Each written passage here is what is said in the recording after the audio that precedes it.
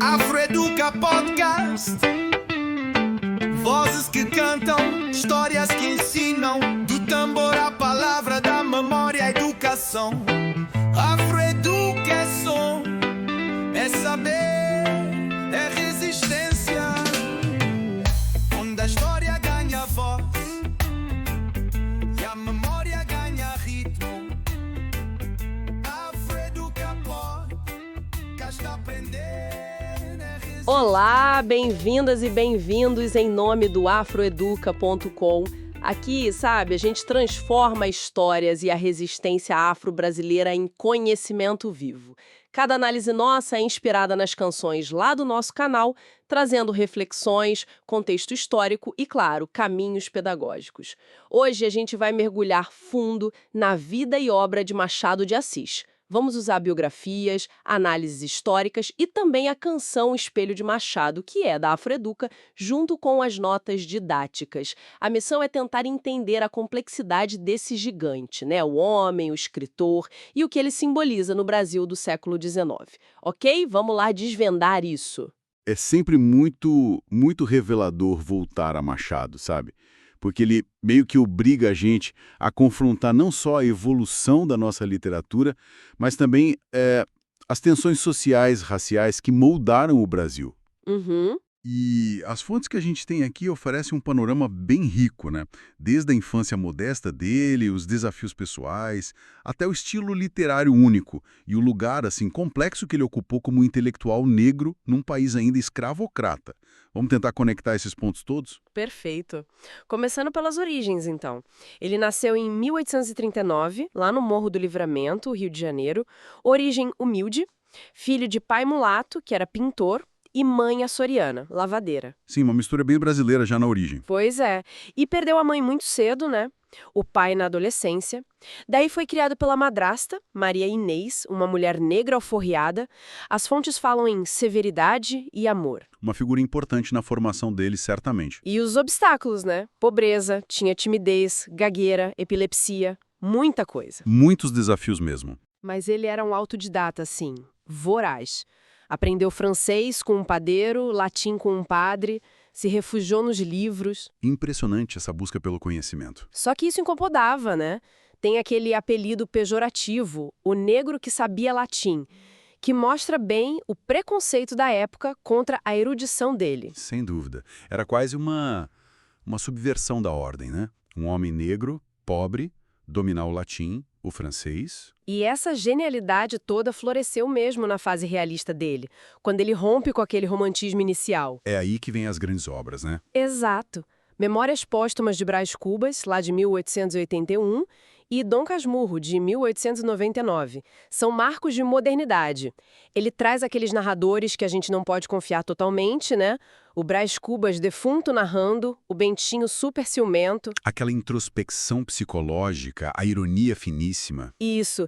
Ele usa um estilo que as fontes chamam de bisturi social. Ele vai fundo, né? É interessante esse termo, bisturi social. Como é que ele conseguia, assim, expor a hipocrisia da elite, o racismo velado, a falsidade daquela cordialidade toda, sem ser explícito demais, sem panfletar. É um ponto crucial da obra dele.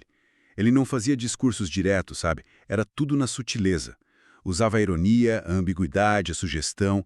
Ele desnudava as relações de poder, a moral burguesa mostrando as contradições ali nos detalhes do dia a dia, nas entrelinhas. Transformava o banal em filosofia, né? Exatamente. Expunha as máscaras sociais com uma elegância que cortava.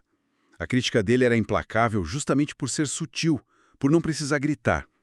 E mesmo sem abordar a raça diretamente o tempo todo, essa crítica refletia as estruturas de poder e a desigualdade daquele Brasil. E pensar que esse homem, com a sua origem, com todos esses desafios, se tornou fundador e o primeiro presidente da Academia Brasileira de Letras em 1897. É muito impactante, né? Quando a gente para pensar no contexto. Uma afirmação intelectual poderosíssima. Uhum. E isso nos leva àquela discussão sobre o tal silêncio dele em relação a questões raciais explícitas. Hoje, muitos analistas, e as fontes apontam isso, veem essa questão mais como uma escolha, talvez política, talvez estilística, não necessariamente uma ausência ou omissão. Entendo. A própria trajetória dele já era um questionamento, né? Exato. A vida dele desafiava a ordem racial.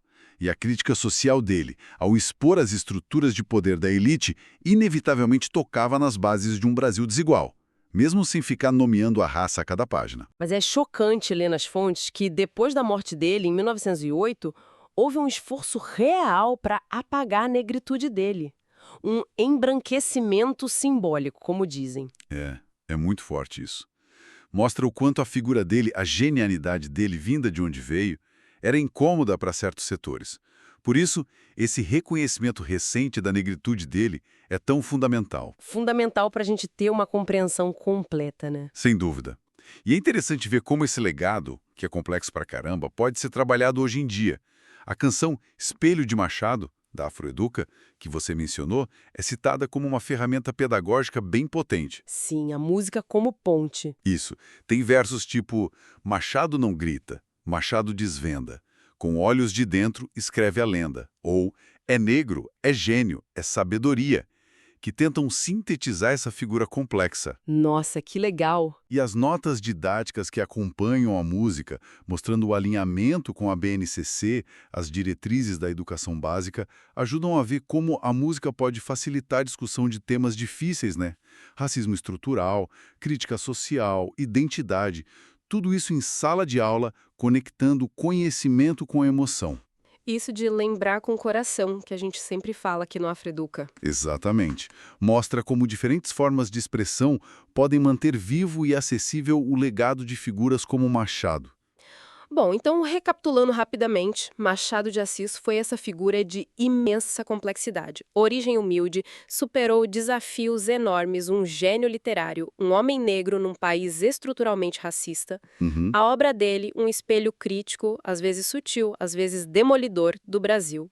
E ferramentas novas, como essa música Espelho de Machado, ajudam a conectar as novas gerações com esse legado todo. Perfeito. Então, o que a gente leva disso tudo? Talvez que o olhar para Machado, ainda hoje, seja assim uma forma muito potente de olhar para as nossas próprias contradições, né, e também para as potencialidades do Brasil. Precisamente. A relevância de Machado persiste porque as questões que ele cutucou, a hipocrisia social, os jogos de poder, as máscaras que a gente usa, continuam muito atuais. Infelizmente ou felizmente para análise, né? Verdade. E isso deixa a gente com uma provocação, eu acho. Se Machado usava a ironia e a sutileza para dissecar as estruturas e revelar as verdades não ditas do tempo dele, que formas contemporâneas de silêncio ou talvez de crítica velada na nossa cultura, na arte, na mídia, podem estar hoje funcionando como esses espelhos sociais, mostrando para a gente o Brasil que, às vezes, a gente prefere não ver. Nossa, excelente reflexão para a gente continuar pensando. Agradecemos muito a companhia nesta análise, porque, como sempre dizemos, aprender com música é lembrar com o coração. Isso aí. E convidamos todo mundo a se inscrever no canal Afroeduca Sound, curtir os nossos conteúdos e ficar de olho nas próximas músicas, análises e histórias que estão por vir. Até a próxima!